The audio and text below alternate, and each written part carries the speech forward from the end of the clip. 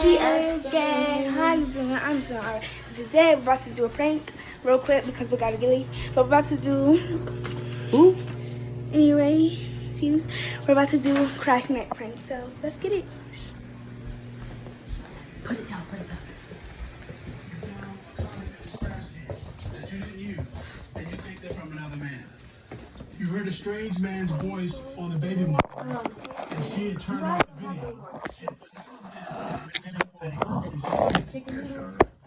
if she is cheating, you're doing it. That's what's at stake. This court has done a full and complete investigation to determine is she cheating. No, can you crack my neck? We'll hear from former military interrogator Lena Cisco. Sometimes you do that and just mess it up. Don't do that. Yes, Sean.